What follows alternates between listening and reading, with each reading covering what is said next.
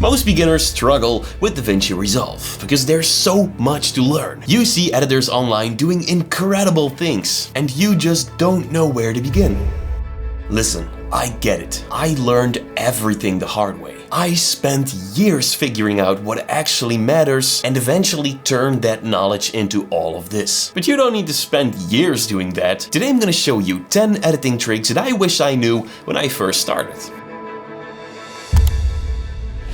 Trick number 1. Dynamic zoom. To create a zoom like this, you don't really have to zoom in with your camera while filming. Instead, you can use the dynamic zoom feature. To do that, go to the viewer panel and in the bottom left corner, expand the tools menu. In here, you'll find dynamic zoom. Once it's selected, there will be two boxes in your preview panel. The green one represents the position where your video will start and the red one where your video ends. Alright, so let's put the green box right here since this is the frame that I want to start with. Then let's grab the red one and zoom it in a bit. Let's change the position, and this is the frame I want to see when the video is done. Let's move the playhead to the end of the clip. That way I can make sure our character is perfectly in frame. There you go. Next, click the dynamic zoom button to get out of it, and if you now play back your video, you'll get this smooth zoom in effect. Now, there's one thing you can do to make this even smoother. Just make sure your clip is selected, then open up the inspector panel, and in here you'll find dynamic zoom. Now open up the dynamic zoom menu and choose ease in and out. This looks great, but trick number 2 will blow you away. Changing the color of your background. This one is very cool. Let's say I want my background to have another color. Definitely possible. Well, to do that, simply go to the color page. Open up the curves and go to the hue versus hue curve. Once this is open, go to your video and click the color you want to change. This will create a selection on your curve. You can see these 3 dots. The first one is the start of the selection and the last one is the end of the selection. Now, in order to change the colors in between those 2 dots, click and drag the middle point up or down to change the color. It's that simple. This allows you to change the color of anything. For example, a beautiful red dress, the color of your car, and again, stuff like the background. And that is just scratching the surface of what you can do in the color page. Look, videos like these are great for learning new tricks. But if you're trying to learn DaVinci Resolve from scratch, jumping between random tutorials can become confusing pretty quickly. So I took everything I learned from teaching more than 800,000 editors across my channels and built my DaVinci Resolve beginner's course. It takes you through Resolve in one clear path, step by step. From your very first project all the way through editing, audio, effects, color grading, masking and exporting. 30 lessons and the entire course is only about 2.5 hours long. We just get straight to the point. Now right now for a limited time you can get 50% off at learnresolve.net. Links in the description. Editing trick number 3. This is one I use every single day. So right here I have one of my recordings and the audio in here is actually straight from my camera.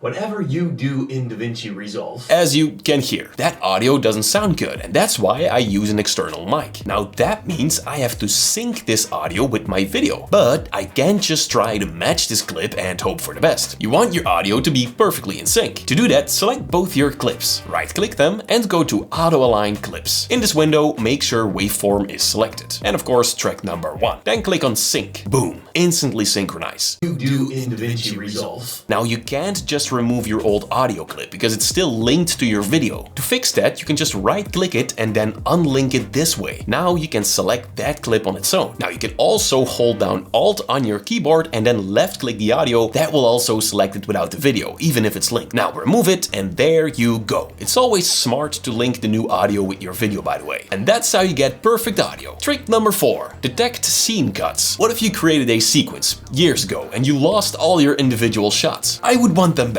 To do that, go to the timeline menu on top and click Detect Scene Cuts. And there you go. Resolve now added a cut on every cut. There you go. Trick number 5. Power bins. If you're not using this one yet, you'll find back power bins in the media pool, but if you can't see it, open up the menu on the top right and make sure power bins is checked. Now in this panel, you can drag any folder or file from anywhere on your computer, and it will always be here in any project. As you can see, I have 4 folders folders in here. These are my general assets for all my YouTube channels. This one's After Effects Basics, then I have Premiere Basics, Photoshop Basics, and of course Resolve Basics. If we open up RSP, for example, you can see my DaVinci Resolve pages icons. I recreated those a while ago in Illustrator so I can use them when editing my videos. But alright, you get the point of power bits. It's powerful. Trick number 6. Copy and paste attributes. Let's say you added effects to your video to make it look like surveillance footage, and you want to apply the exact effect and settings to the other clips. To do that, right-click the video with your effects on and choose Copy, or just use Ctrl-C on your keyboard. Then hold down Ctrl on your keyboard and left-click to select the clips that you want to have the same effect applied to. Then right-click and choose Paste Attributes. In this window, you can select what properties you actually want to copy. The effects are already selected, so just hit Apply and there you go. It's that simple. Number 7. So by default, DaVinci Resolve might look something like this, right? You know, all these panels opened up. Well, those panels can be hidden or you can make them smaller. To make them smaller, the inspector, for example, click the shrink button here. Now you got more space and your timeline is a lot bigger. If you don't need the inspector panel, you can just click the inspector button to hide it. It works the same for all of these, by the way. Absolutely beautiful. Number 8. Transforming clips. If you go to the tool menu in the viewer panel and select transform, you can scale and reposition your videos without having to adjust the properties manually. Very useful. Trick number 9. Same thing for cropping. If you open up this feature, you can crop your videos straight out of the viewer panel. No need to open up the inspector panel for this and do things manually. Trick number 10. Changing the speed of a clip. A lot of beginners don't know how to do this, but it's very simple. All you gotta do is select the clip you want to speed up or slow down and then hit Ctrl+R on your keyboard. Now this speed line appears and a percentage. 100% means your speed is normal. Now if you want to speed up your clip, click and drag your clip right here on the top right corner of your video. Don't do it here because that will just trim your clip. And as you do that, you can see that the percentage goes up or down when you speed it up or slow it down. Now again, if you want to learn DaVinci Resolve in the right order, step by step, head over to learnresolve.net. In the meantime, you guys gotta make sure DaVinci Resolve runs as smoothly as possible. And you'll learn how to do that in the video right here on your left.